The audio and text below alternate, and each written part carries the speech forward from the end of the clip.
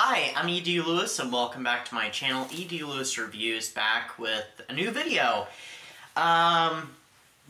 So I want to say review, or nocturnal review, but this is not what that is.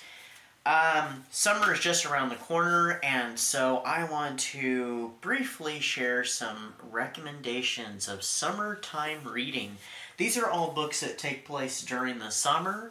They may be somewhat summer themed, or, just take place during it, and they're all horror books. So, without any more further ado, let's get started. So the first one I have right here is, we're going at this in no particular order, by the way. I'm looking actually for the year that it was released, by the way. Was released in 2020. It is Mexican Gothic by Silvia Moreno Garcia. And I have reviewed this one, if you remember. I think the year it came out, and I loved it. So, let's quickly read the synopsis. After receiving a frantic letter from her newlywed cousin, Noemi heads to High Place, a distant house in the Mexican countryside, unsure what she will find. Noemi is an unlikely rescuer. She's a glamorous debutante, more suited to cocktail parties than amateur sleuthing. But she's also tough, smart, and not afraid. Not of her cousin's new English husband, a stranger who is both menacing and alluring. Not of his father, the ancient patriarch who seems fascinated by Noemi.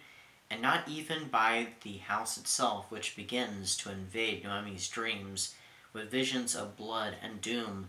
Noemi's only ally is this inhospitable place. I'm so sorry, I'm tripping over my words. Is the family's youngest son, but he too may be hiding something dark. For there are many secrets behind the walls of High Place, as Noemi discovers when she begins to unearth stories of violence and madness. Mesmerized by this terrifying yet seductive world, Noemi may soon find it impossible to save her cousin or even escape this enigmatic house. And that's Mexican Gothic.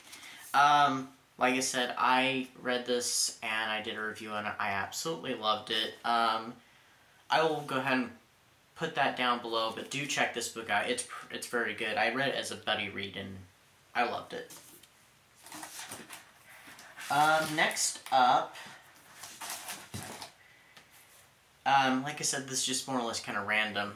I just grabbed these. I didn't put them in any particular order, but next up is another book I've read. I read it last year, and it is The Lifeguard by Richie Tankersley Cusick. It's a point horror book. It's a YA book from 1989, I think. Oh, I'm sorry, it's 1988. So, Kelsey Summer, oh, sorry, right here. And I have reviewed this one, so I'll put that down below too. Kelsey Summer should have been paradise, an invitation to rich and famous Beverly Island, complete with sun-drenched beaches and 3 gorgeous lifeguards on duty, but Kelsey Summer is the opposite of paradise. It starts with the note under her pillow from a girl who's missing. Then there's the crazy man in the lighthouse who won't leave Kelsey alone, and there have been a number of suspicious drownings.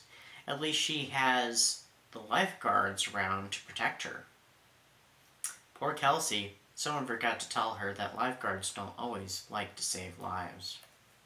I remember reading this, and I was a little disappointed by it because I was expecting a little bit more. It was still really good. I really enjoyed it though. At the time that I read this, it was my favorite point horror book. Now I have a more recent favorite. So anyway, that's The Lifeguard. So do check it out. It is available on Kindle, by the way, and they may even have a re-release of it.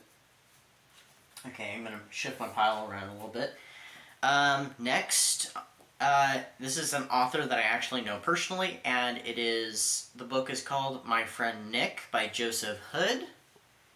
There's the cover. I have reviewed this one. It's a really dark cover, so don't worry if you really can't see much. It is just naturally dark here. I don't know why. It's just not, the video's not very light tonight, and I have the lights on. I guess it just adds to the nocturnalness, I guess. I might try to lighten this in post-production. But, this book came out in 2019, and I believe I read it in 2020. Yeah, I'm pretty sure I did. It was 2020, right? Anyway, so it says, Emily Westman, 7 years old, and her family have just moved to the small town of Dalton.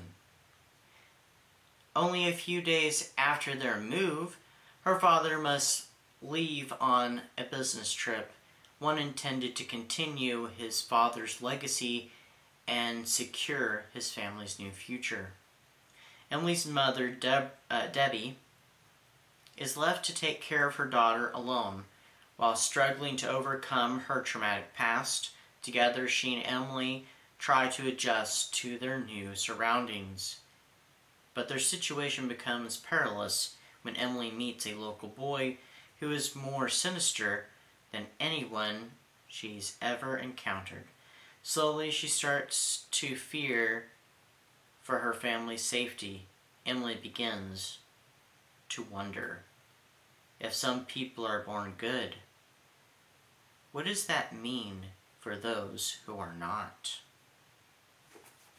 And that is My Friend Nick by Joseph Hood. It is an excellent book. This book, I gasped at least once during it, and it was shocking, so I highly recommend it. Another one I reviewed, and do check it out. So, alright, next up is another book I reviewed. I have not reviewed all of these. There's only 5 books, so there's this one and another one. This one was part of my Frankenstein review series. It's called Dr. Frankenstein's Daughters by Suzanne Wayne. So here's the cover. Again, I don't know why the brightness is a problem. I guess we'll have to just do this at an angle? I don't know. I'll see if I can lighten it in post-production. I know I said that already.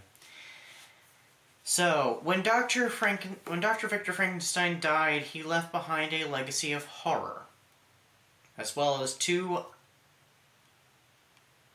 unacknowledged beautiful twin daughters. Now these girls are 17, and they've come to Frankenstein's castle to claim it as their inheritance.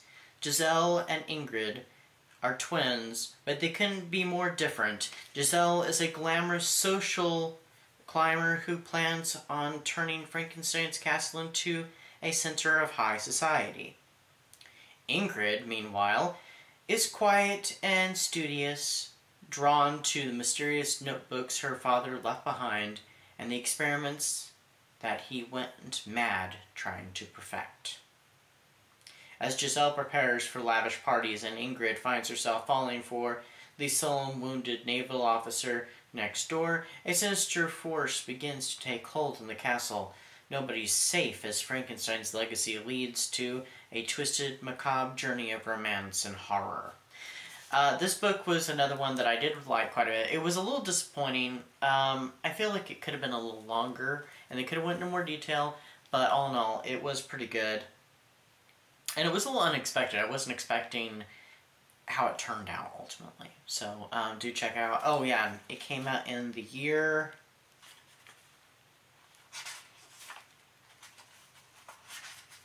I'm missing the page completely here. 2013. It came out in 2013, so...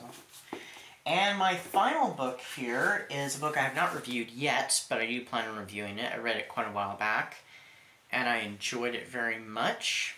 And it is Hawks Harbor by S.E. Hinton, the author of The Outsiders. She wrote a horror novel.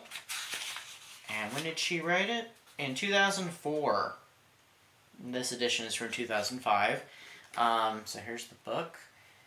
I do plan on reviewing this eventually, and it has a Dark Shadows connection, but I will speak about that later on, not in this video. So, an orphan and a bastard, Jamie grew up tough enough to handle almost anything. He survived foreign prisons, smugglers, pirates, gun runners, and shark attacks. But what he finds in the quiet town of Hawks Harbor, Delaware, has enough to drive him almost insane and change his life forever. That's very vague, but it does change his life forever. There is a supernatural force that he encounters in Hawks Harbor, and I don't want to spoil any more about that, except for do check this out. If you're a fan of Dark Shadows, I think you'll enjoy it, and I think you'll get the connection. So that is Hawks Harbor. Sorry about the lighting situation, by S.E. Hinton. Do check it out. And that is my summertime reading for all you. I hope you've enjoyed it, and I'll see you all soon with another video. Bye-bye.